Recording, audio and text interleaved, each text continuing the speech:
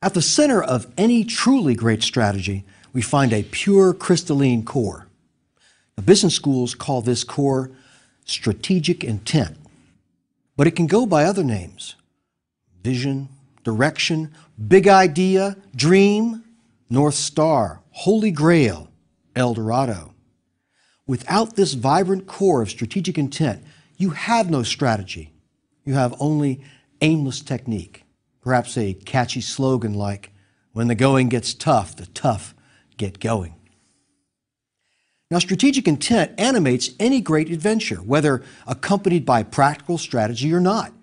Now, take the legend of King Arthur and his Knights of the Round Table, a quasi-myth that began in the 5th or 6th century. Arthurian legend offers us a fabulous example of the hero's quest. The hero's quest is a universal story, and it's the framework for virtually every inspirational and successful utterance of strategic intent. Every great strategy begins with a big idea, a strategic intent.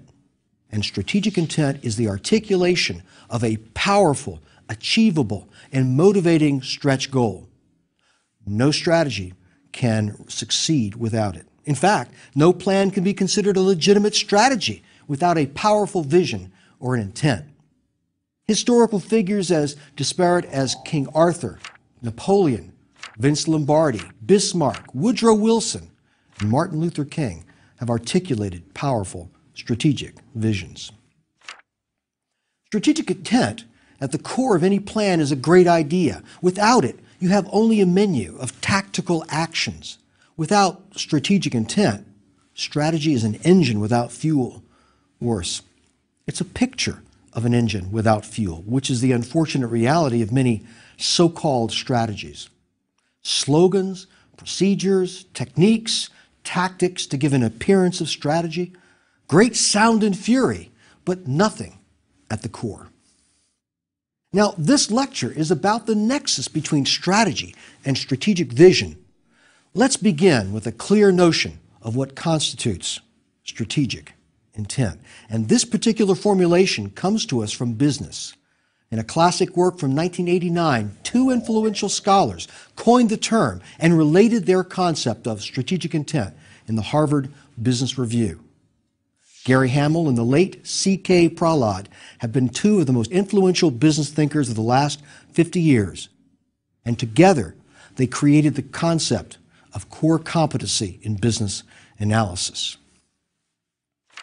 Now, in fact, the Wall Street Journal has called Gary Hamel the world's most influential business thinker, and Fortune magazine called him the world's leading expert on business strategy. Now, as with many modern ideas, this idea of strategic intent has been around for a long time, much longer without a name than with. In fact, the timeless universal story of the hero's quest captures the essence of the idea. Prahalad and Hamel gave new form in their treatment of strategic intent. These two thinkers recognized the great flaw in much of our thinking about strategy up until the 1990s. This flaw was the pursuit of imitative techniques as a substitute for strategy. In fact, they called it a strategy of imitation. Now, instead, strategic intent inspires a company or a person or an army or a team with an obsession with winning at every level of the organization. But it's not simply ambition. Strategic intent articulates the long-term vision or aspiration of the company. It means reaching for something beyond your current capabilities and developing resources to accomplish that goal. Current capabilities and resources are just not sufficient. And so this forces you to become more inventive and resourceful in a world where resources are scarce. This is called establishing stretch goals. An older, more traditional view is to tailor your ambition to current capabilities. But this is in reality a formula for just maintaining the status quo. Now, on the other hand, stretch goals without strategic intent are a recipe for failure. The concept of stretch goals linked to strategic intent is one of the secrets to the Japanese economic renaissance in the aftermath of World War II. It entails envisioning a future that seems near impossible and then striving to acquire the capabilities and resources to make that future possible. Numerous Japanese companies adopted versions of this philosophy: Honda, Matsushita, Sony, and Toyota. Now, strategic intent means identifying an extreme gap between resources and our ambitions, and then developing a strategy to fulfill those ambitions. Let's look at a variety of examples of strategic intent. Now, expert mythologist Joseph Campbell identified the hero's journey as the archetypal story that has animated all societies throughout history. Every man and every woman knows this story and is moved by it. The hero's quest is the story of Prometheus stealing fire, of Ulysses' quest for home after the Trojan War, Jason and the Golden Fleece, King Arthur's Knights of the Round Table, and the quest for the Holy Grail, of the real-world stories that captivate, of modern movie heroes, Luke Skywalker. In this adventure, the hero finds the strength within himself to conquer all obstacles, no matter how impossible. It is transformation through triumph. With establishing of your own strategic intent, it's useful to keep in mind the story of the hero's quest. Now, if this sounds grandiose and far from your world, it's not. Your life is filled with heroes and villains, conflict and conquest, failure and triumph. Your story is what you contrive, and the ease of it is that your story elements are all decided for you. Its characters, its impersonal forces, its plot, the villain, the conflict, the climax, and the identity of the hero. You needn't become a scholar of mythology to put Campbell's discovery to work for you. The hero's quest is an epic. When thought out and articulated, it can provide high-toned power and purpose. The hero's quest provides you with the framework. The hero's quest ends with the ship in home port, the knight saving his princess, the union preserved, social justice achieved, the journey brought to successful conclusion. Now, perhaps its biggest advantage is that it resonates with people. The story sounds familiar. It sounds comfortable. Now, if we move from mythology, one of the clearest examples of strategic intent comes from the world of sports. Few men embodied the idea of strategic intent as much as the late, great football coach Vince Lombardi. Lombardi was the legendary coach of the NFL's Green Bay Packers, and he won the first 2 Super Bowls in the mid-1960s. His grasp of a strategic intent was sure and unambiguous. He used it well. Winning isn't everything. It's the only thing. This quote may have originated elsewhere, but it has forever been linked to Lombardi. Its corollary is equally powerful and unambiguous. Show me a good loser, and I'll show you a loser. Now, compared to the endlessly qualified rhetoric and ambiguity that permeates modern society, these phrases crash on us as powerful and unsettling. It's their clarity. They lack compromise. They leave no wiggle room, no room for waffling. They leave no escape for excuse mongering. They are unequivocal. Every strategy requires a powerful strategic intent to animate it. Equally, our intent must also be translated into achievable mid-range goals, whether it's our personal strategy or a strategy for an entire organization. Now, to take our Vince Lombardi example, the famous coach did not stop at articulating a powerful intent that could easily stand alone as a catchphrase or a motivational slogan. He did not say, "The game comes down to who wants it more." No, he made the intent tangible for his players. Here's how Lombardi translated the overall goal of winning into a clear statement of strategic intent, making it crystal clear for each of his players. He said this: "You never win a game unless you beat the guy in front of you. The score on the board, it doesn't mean a thing. That's for the fans. You've got to win the war with the man in front of you. You've got to get your man. Now, if we consider a football team as a value chain with victory dependent on each player's individual effort and continuous high performance, it's clear how this notion of strategic intent fits into strategic planning. It's also clear that mere technique can never successfully substitute for strategic intent. An offensive lineman, well, he's not motivated to perfect his blocking technique merely to achieve best practice in the field. A running back does not crash into the line again and again, punishing his body merely in the spirit of total quality management. Does a quarterback give a record-breaking performance under tremendous defensive pressure in some vague search for excellence? No, of course not. Strategic intent imbues an obsession for winning at every level of the organization. Strategic intent backed up by a clearly articulated plan and tactics is key to every winning strategy. Now, two more very famous examples come from two very contrasting arenas. The first is competition between nations, and the second is competition between good and evil. Both are sterling examples of the power of strategic intent coupled with the appropriate tactics. Both examples come from the 1960s, and they were articulated by two of the most influential leaders in American history. The first comes from John F. Kennedy. President Kennedy was faced with a Soviet threat that appeared as a powerful and plausible alternative to the democracies of the West. Soviet technology had beaten the U.S. into space with the first satellite in 1957. It had put the first man into orbit in early 1961, and America's own early effort was feeble by comparison, a 15-minute suborbital flight in May of that year. Now, confronted with this challenge, Kennedy gauged the mood of the nation, and he responded with boldness. He didn't call for imitation of the Soviets. He didn't call for continuous process improvement. Instead, Kennedy issued a brilliant articulation of strategic intent. His statement of intent was clear, concise, bold, and it fired the imagination of a nation.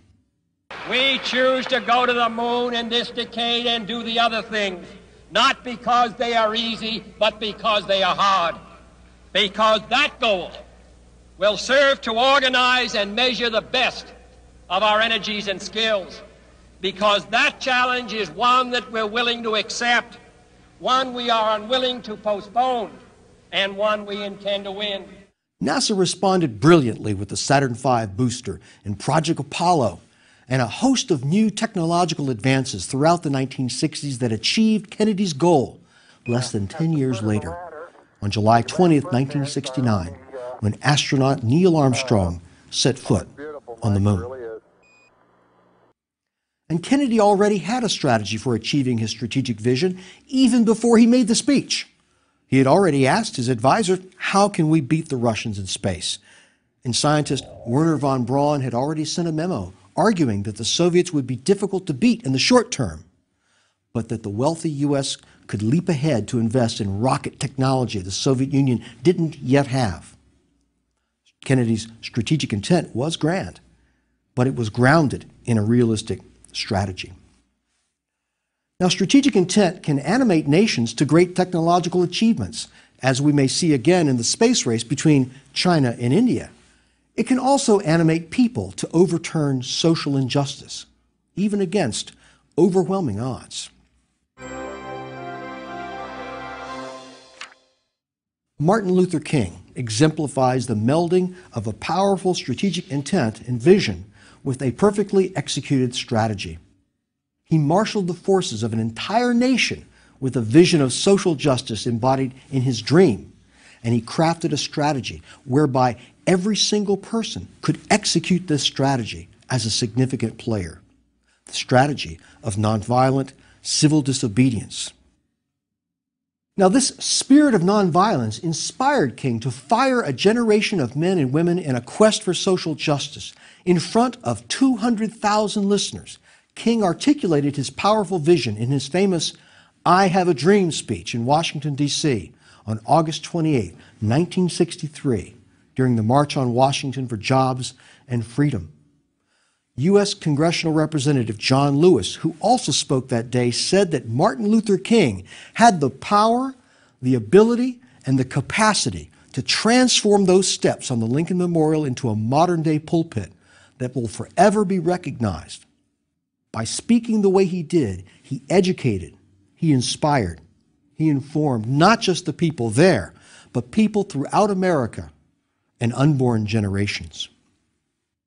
It was a call for justice, liberation, and equality. Against King stood a phalanx of opposition animated by its own strategic intent. And as we shall see, negative strategic intent can be powerful too, a powerful force for evil. Alabama Governor George Wallace had articulated that intent in his inaugural address in January of that same year of 1963. Segregation now, segregation tomorrow, segregation forever.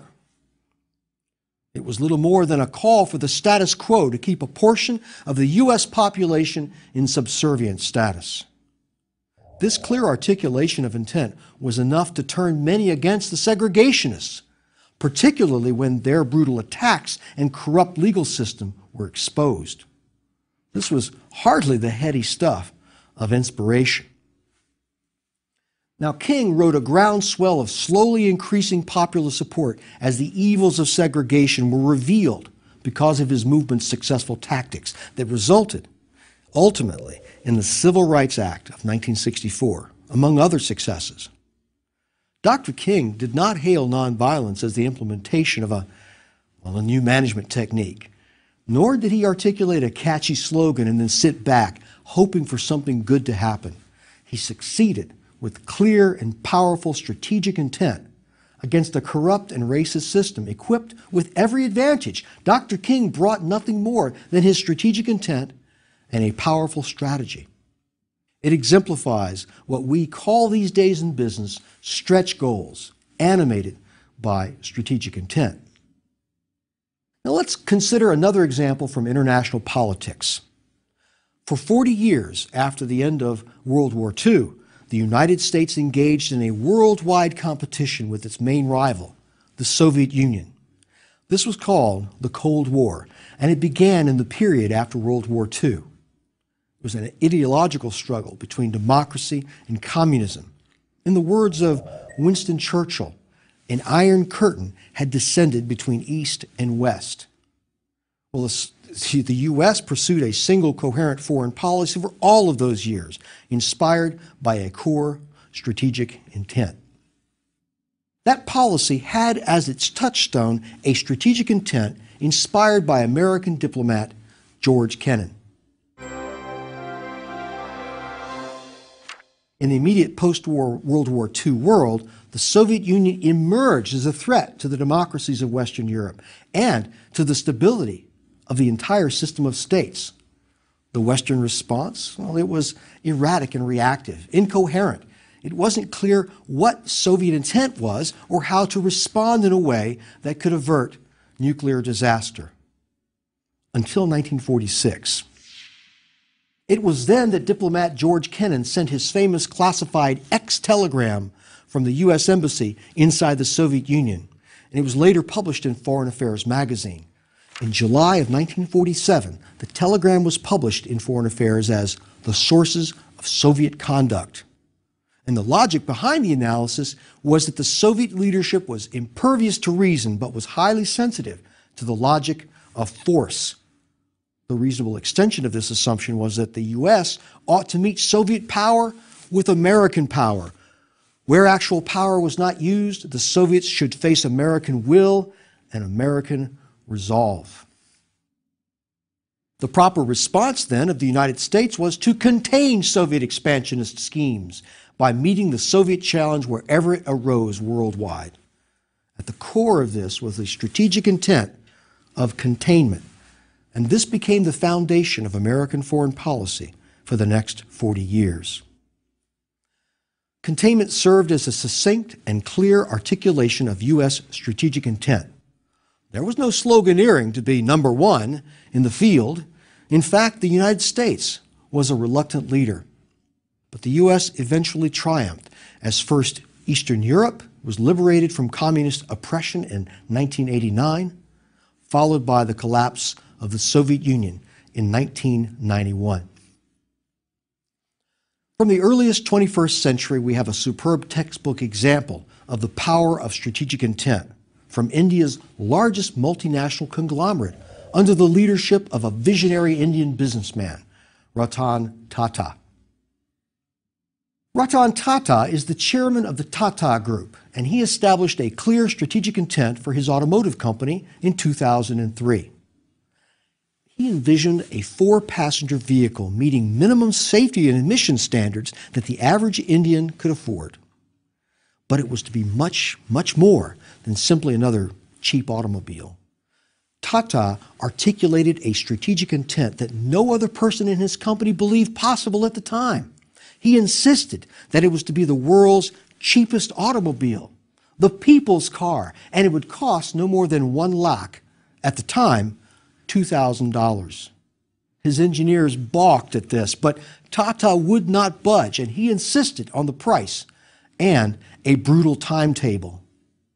They met, both.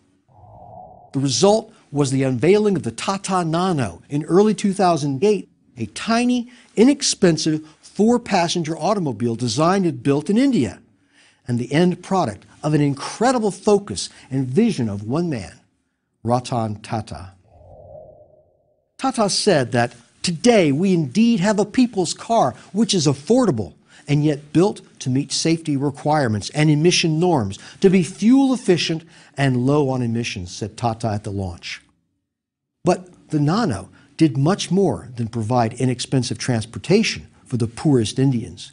Its innovative cost-cutting measures have revolutionized the way automobiles are made and sold, in price, in size, in distribution, and in technology.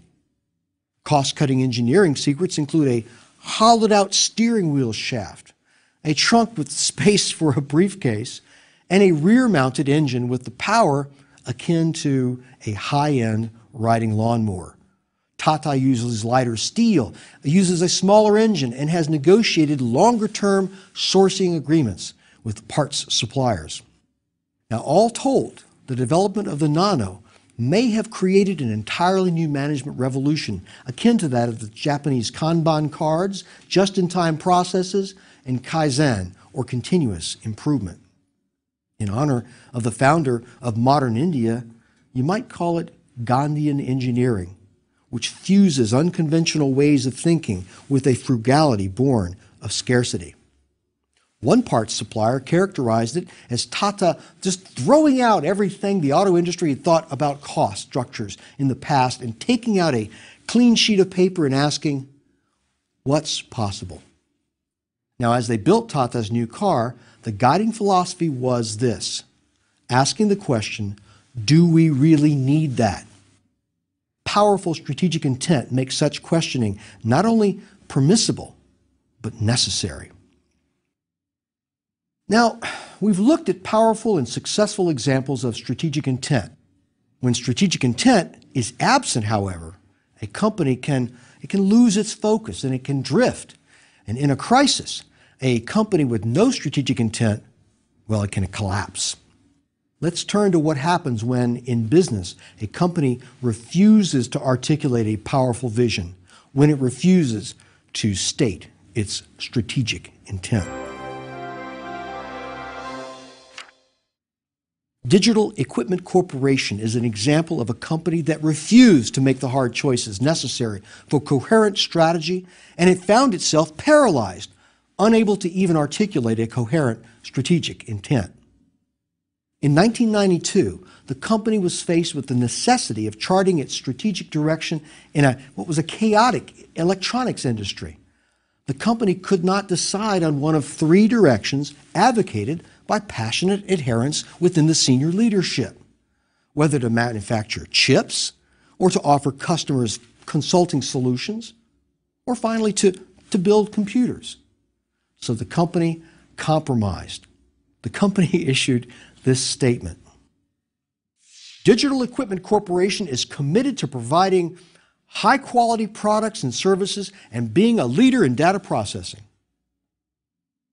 Now this statement, this is a pretense. It's like whitewash on a rotting fence. Its vague language and its lack of focus is an indicator of faltering leadership. It was surely not designed to rally the troops at a time of company crisis. 6 years after this debacle, the company was swallowed by Compaq. Now let me issue a caveat here to note that a powerful, focused strategic intent is not sufficient for securing the ends of your strategic plan. Misguided intent can be just as bad as no intent at all. Here, an example from business is the proud company Levi Strauss, makers of possibly the most famous blue jeans in history. Under CEO Bob Haas, who assumed command from 1984 to 1999, Levi's adopted a strategic vision that was nothing short of bizarre, according to some observers. Competitive intelligence expert Ben Jalad contends that Levi's was a classic case of a leader with a vision, but the vision did not match reality, and the leader did not let that obstruct his actions. The management had adopted a vision that seemed to have nothing to do with selling of blue jeans. After a promising turnaround in 1984, Levi's market share then plummeted from 1990 to 2000, from 48% of the market down to 17%. Levi's was busy looking inward to, quote, recreate capitalism in Bob Haas's humanistic image of utopia, according to Ben Jalad. Now, this strategic intent completely forgot about customers. And in 1998, the company delivered its back-to-school line to its leading vendor, JCPenney, 45 days late. The strategic intent had little to do with the purpose of the business. Well, another example on a far greater scale than a single company comes from Imperial Japan in the 1930s. We can look at the grandiose Japanese strategic intent of the late 1930s for a lesson in strategic intent gone awry. Japan wanted to rectify many of the perceived injustices of the colonial period in Asia, Southeast Asia, and the Pacific. Imperial Japan envisioned an Asian region free of the Western powers, but under its own leadership. And this region was to be called the Greater East Asia Co-Prosperity Sphere. Japan's Prime Minister, Fumimaro Konoe, was the architect of this forced would-be economic alliance.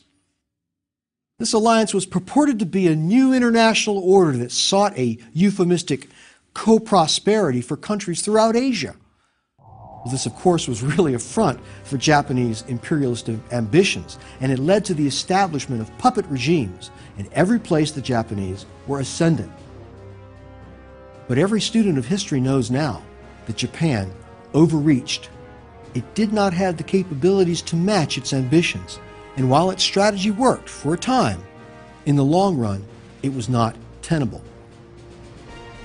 And as a final example of a powerful and successful statement of strategic intent, consider this powerful statement by one of America's most revered leaders, Abraham Lincoln. President Lincoln grappled with the greatest trial of any president in American history. He faced the real possibility of the dissolution of the country by bloody civil war. He was forced to wage war against his countrymen. But he did not wage war simply and reactively and as a mere technical process. No, he waged war with strategic intent of maintaining the Union as a country free for all men, breathing life into those ideals put to paper almost a century earlier. These were ideals he so eloquently framed already 2 years before he became president, during his first speech as a candidate for the U.S. Senate in 1858. A house divided against itself cannot stand. I believe this government cannot endure permanently, half slave and half free. I do not expect the Union to be dissolved. I do not expect the house to fall. but I do expect it will cease to be divided. It will become all one thing or all the other. And then, in one of the most powerful expressions of strategic intent ever articulated, the Gettysburg Address, delivered as a eulogy for those who died in battle, begins with these famous words. 87 years ago, our fathers brought forth on this continent a new nation conceived in liberty and dedicated to the proposition that all men are created equal. And the Gettysburg Address concludes with a ringing statement of strategic intent. We here highly resolve that these dead shall not have died in vain, that this nation, under God, shall have a new birth of freedom, and that government of the people, by the people, for the people, shall not perish from the earth. From foreign policy to social policy, to business, to sports, to myth and even legend, to the preservation of the Union, strategic intent provides a powerful impetus to drive cogent strategy and to motivate people to implement that strategy. Strategy without strategic vision is just soulless technique. It's a great flurry of activity akin to that of a treadmill. We see this often, too often, as part of the strategic masquerade. There is nothing courageous about making a bold pronouncement in vague language, sloganeering in the language of market leadership, or hat-tipping to shareholder wealth or to the pursuit of excellence. Lack of strategic intent, this means a loss of focus and the routinization of process. Continuous improvement is neither strategic intent nor a strategy. Being the best I can be is neither a strategic intent nor is it a strategy. We've seen that articulating a strategic intent requires boldness, grounded in a strategic and accurate assessment of reality. It means charting a course and closing off some options because you have elected consciously to pursue one goal with single-minded fervor. With regard to strategic intent in our own lives, too often we perhaps think too modestly. We look only at our resources and we trim our ambitions accordingly. We can't all be Abraham Lincoln or Martin Luther King Jr., but we can, and we should, set seemingly impossible goals, acquire the necessary resources, and develop a strategy to attain those goals.